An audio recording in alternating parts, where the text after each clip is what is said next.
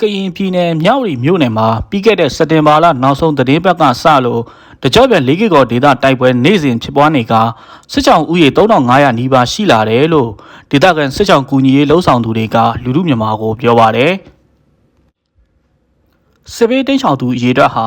ပြီးခဲ့တဲ့စက်တင်ဘာ25ရက်ကနေအောက်တိုဘာလ20ရက်နေ့အထိစစ်ကြောင်ဥယေ3468ဦးရှိလာခဲ့တာပါKNU ကရင်မျိုးသားအစည်းအရုံးဒူပလာ KI ထဲကျုံနယ်ပြီးထိုင်းမြန်မာနယ်ဆက်စစ်ချောင်းစကန်စိုက်အမှတ်1အုပ်စုလီကီကောထီမဲဝါခီအပါဝင်ရွာရှိရောက်ကလူဦးရေ3500နီးပါးဟာတောင်ရင်မြစ်ဘေးနေရာတွေမှာစစ်ဘေးတိမ်းရှောင်နေကြရပါတယ်ပြီးခဲ့တဲ့အောက်တိုဘာ15ရက်နေ့ကနေအောက်တိုဘာလ20ရက်နေ့အတွင်းမှာတော့လီကီကောပန်းချံကုန်း view point ဆွေတော်ကုန်းနေရာကိုစစ်ကောင်စီတပ်ကပြန်လည်သိမ်းယူလိုက်တဲ့အတွက်အင်ဂျင်မြိုင်မြစ်တာလေးမြိုင်မစ်လက်ပံပလူးနဲ့ရတိကူစသောကျေးရွာတွေကဒေသခံထောင်ချီတိမ်းရှောင်ခဲ့ရတာကြောင့်စစ်ဘေးရှောင်ရဲတပ်ဟာ3500နီးပါးရှိလာတယ်လို့စစ်ဘေးရှောင်ကူညီရေးလှုပ်ဆောင်သူဦးကလူထုမြန်မာကိုပြောပါတယ်အခုလက်ရှိအရာစစ်ဘေးရှောင်ရဲတပ်က3500နီးပါးရှိလာပြီတိုက်ပွဲကပိုပြင်းထန်လာတော့နောက်ထပ်လဲစစ်ရှောင်ရမယ့်သူတွေများလာနိုင်အောင်မယ်စစ်ဘေးရှောင်ဒေသခံတွေကိုထိုင်းမြန်မာနယ်စပ်တောင်ရင်မြေကန်နေဘေးနေရာတွေမှာပြန်လည်နေရာချထားပေးနေကစားဝတ်နေရေးအမိုးကကျန်းမာရေးစောင့်ရှောက်မှုပေးနိုင်ရေးအတွက်အကူအညီများစွာလိုအပ်နေတယ်လို့လည်းသူမကဆက်ပြောပါတယ်လက်တော်တိုက်ပွဲဖြစ်ပွားနေစဉ်စစ်ကောင်စီတပ်ရဲ့လေကြောင်းတိုက်ခတ်မှုတွေနဲ့လက်နက်ကြီးငယ်ပစ်ခတ်မှုတွေကြောင့်အသက်အန္တရာယ်ဆုံးရတဲ့အထိစိတ်ပန်းဆိုင်ရာခံစားနေကြရတယ်လို့စစ်ကောင်ဒေသခံတွေကပြောပါတယ်စစ်ကောင်စီတပ်တွေရဲ့လက်နက်ကြီးငယ်ပစ်ခတ်မှုတွေကြောင့်စစ်ကောင်စကန်ဒီတဝိုက်ကြီးကြောက်ရောက်ပောက်ခွဲတာလေကြောင်းကနေဗုံးကျဲတိုက်ခတ်တာနေ့စဉ်မကြာခဏပြုလုပ်တာတွေကြောင့်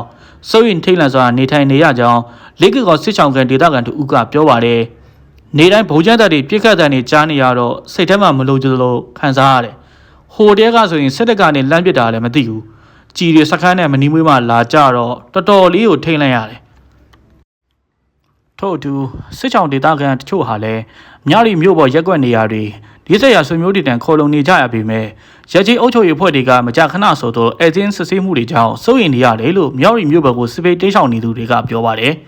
။လက်တလောစီတင်းမာမှုတွေကြောင့်တကြောပြန်ဆွရှောင်နေကြရတဲ့၄ကီကောမြို့တင်ဒီတဝက်ကဒေသခံတွေအတွက်ပါဝင်ကူညီကြဖို့ပြီးခဲ့တဲ့အောက်တိုဘာလ15ရက်နေ့မှာမြေပြင်မှာဆွရှောင်တွေကိုကူညီဆောင်ရွက်ပေးနေတဲ့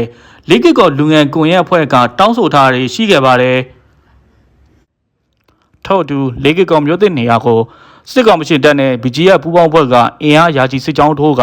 လေကြောင်းကနေဘုံကျဲတိုက်ခိုက်တာကြောင့်ယခုဘက်တွင်ရက်ွက်အမှတ်9ရှိရေကန်ကိုရက်ွက်အမှတ်3ရှိစေကုန်းနေရာနဲ့ဆွေတော်ကုန်းနေရာတွေကို KNL PDF ပူးပေါင်းတပ်ကနောက်ဆုတ်ပေးခဲ့ရကဒီကနေ့ထိနှစ်ဖက်တိုက်ပွဲပြင်းထန်နေပါတယ်။ဒါအပြင်၄ကီကောဒေသကျုံတိုးကော့ဂရိတ်ကျိုင်းစေကြီးအာရှလန်တစ်နေရာနဲ့ဖာပုံဒေသတွေမှာ KNL မဟာမိတ်တပ်တွေနဲ့စစ်ကောင်စီတပ် BGF DKBA ပိုပြီးအဖွဲ့KNLPC ခွဲထွက်ဖွဲ့ပူးပေါင်းဖွဲ့ကြားလက်ရှိချိန်ထိတိုက်ပွဲပြင်းထန်ဖြစ်ပွားနေစေပါကျွန်တော်စောင့်စင်ပါပါ